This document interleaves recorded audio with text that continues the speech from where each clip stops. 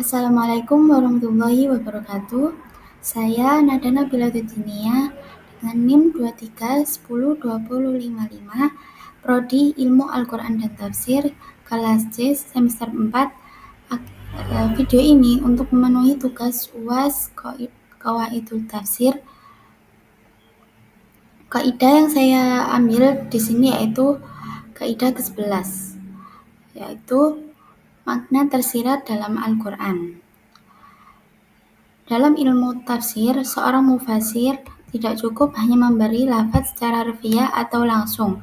Ia juga harus memahami makna yang tersirat atau lazim dari kata-kata tersebut, konsekuensi atau implikasi makna, hal-hal yang dibutuhkan untuk memahami makna itu secara utuh, bahkan bila tidak disebutkan secara eksplisit.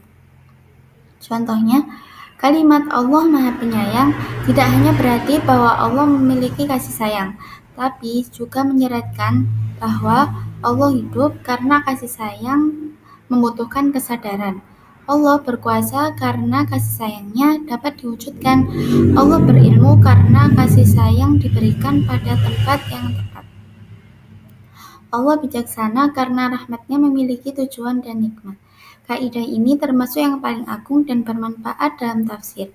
Namun, untuk menerapkannya dibutuhkan kekuatan berpikir, kedalaman tadabbur atau perenungan, ketulusan niat atau ikhlas. Kenapa ini penting? Karena Al-Quran adalah firman Allah yang Maha Tahu segala yang tampak dan tersembunyi. Makna yang tersirat dalam firman-Nya pun tetap bagian dari petunjuknya. Maka para ulama sepakat bahwa makna-makna yang lazim juga dapat digunakan sebagai dalil. Selanjutnya yaitu langkah-langkah menerapkan kaidah ke-11 ini. Yang pertama, pahami terlebih dahulu makna lafaz secara langsung. Yang kedua, renungkan makna-makna lain yang menjadi syarat, penyebab, atau hasil dari makna itu. Yang ketiga, lanjutkan merenungi hubungan antara satu makna dengan makna yang lainnya. Yang keempat, teruskan proses ini hingga mencapai kedalaman makna yang halus dan tersembunyi.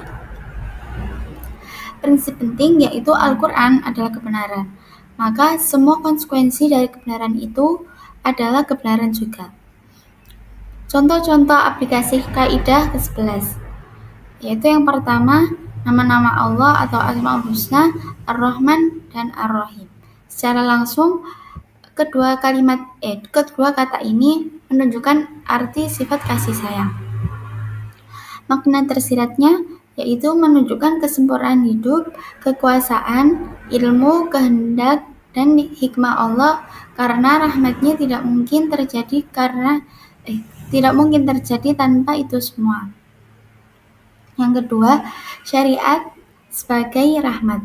Karena Allah Maha Penyayang, maka syariatnya pun adalah bentuk kasih sayang. Syariat tidak membebani, tapi justru menjadi cahaya dan rahmat bagi manusia. Yang ketiga yaitu perintah menyampaikan amanah. Secara langsung, Allah menyuruh menyampaikan amanah. Implikasinya harus menjaga, tidak menyia-nyiakan, dan bersikap adil karena tanpa itu amanah tak mungkin disampaikan dengan benar. Yang keempat yaitu kewajiban menuntut ilmu. Karena kita diperintahkan untuk taat dan mematuhi dan menjauhi larangan, maka mengetahui perintah dan larangan itu menjadi syaratnya. Maka menuntut ilmu adalah hukumnya fardu ain untuk setiap perkara yang dibutuhkan oleh setiap muslim. Yang kelima yaitu amar ma'ruf dan nahi mungkar. Tidak mungkin menyuruh pada yang ma'ruf atau mencegah dari yang mungkar tanpa mengetahui mana yang ma'ruf dan mana yang mungkar. Maka kita harus mempelajari kedua ini dan itu menjadi kewajiban. Yang keenam yaitu perintah untuk berjihad. Jihad bukan hanya berperang, tapi menyangkut segala persiapan. Belajar strategi, kekuatan fisik, keterampilan teknologi, peralatan, persatuan, dan moral yang kuat. Semua itu tercangkup dalam ayat surat Al-Anfal ayat 60. Bismillahirrahmanirrahim. Wa'iddu lahum mastata'tum min quwwatin wa min ribatil khairi turhibuna bihi aduwallahi wa aduwwakum wa akharina min dunihim لا تعلمهم والله يعلمهم وما تنفقوا من شيء في سبيل الله يوفى إليكم وأنتم لا تظلمون, yang artinya persiapkanlah untuk menghadapi apa yang kamu mampu berupa kekuatan yang kamu miliki dan pasukan berkuda. Dengannya persiapan itu kamu membuat gentar musuh Allah, musuh kamu dan orang-orang selain mereka yang kamu tidak mengetahuinya, tetapi Allah mengetahuinya. Apapun yang kamu infakkan di jalan Allah, niscaya akan dibalas secara penuh kepadamu, sedangkan kamu tidak akan dizalimi. Yang ketujuh, ulama sebagai saksi tauhid. Allah menyandingkan kesaksian ulama dengan dirinya dan malaikat dalam Quran surat Al-Imran ayat 18. Ini menunjukkan keadilan dan kehormatan ulama. Mereka adalah hujah Allah atas manusia. Yang kedelapan yaitu doa menjadi imam bagi orang yang bertakwa. Permintaan ini mencakup segala hal yang membuat seorang layak menjadi pemimpin, yaitu ilmu agama, amal soleh, dan akhlak mulia, seperti meminta surga. Maka kita harus meminta juga hal-hal yang mengantarkannya. Yang kesembilan yaitu perintah untuk islah atau perbaikan. Allah memuji orang yang memperbaiki dan mengecam yang merusak. Maka segala hal yang membawa perbaikan berupa agama, sosial, ekonomi, dan lainnya termasuk bagian dari perintahnya. Dan yang ke-10 yaitu motivasi semangat dalam iman. Allah berfirman dalam surat Al-Ahzab ayat 47 yang berbunyi, "Wabasyiril mu'minina bi anna lahum minallahi fadlan kabira." Yang artinya, sampaikanlah kabar gembira kepada orang-orang mukmin bahwa sesungguhnya bagi mereka karunia yang besar dari Allah. Ada juga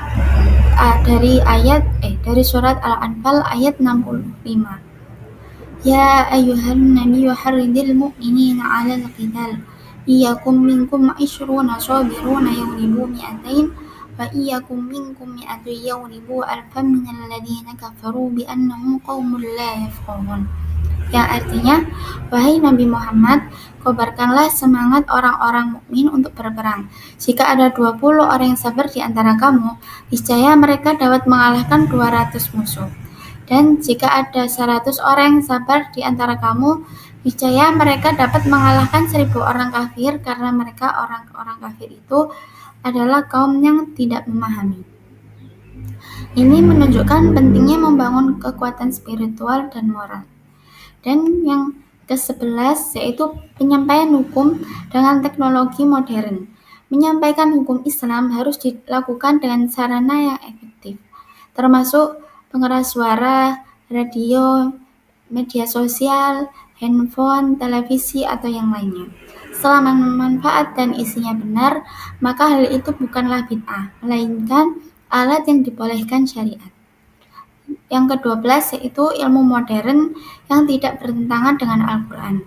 Pengetahuan dan teknologi modern yang benar tidak pernah membatalkan isi Al-Quran atau menyalahkan isi Al-Quran.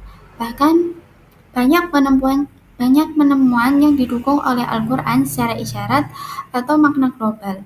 Hal ini menunjukkan kemukjizatan dan keluasan Al-Quran sepanjang masa. Lalu kesimpulannya yaitu kaidah ini mengajarkan bahwa penafsiran yang ada dalam Al-Quran mencakup makna langsung, makna tersirat, syarat, sebab, dan konsekuensi dari makna tersebut.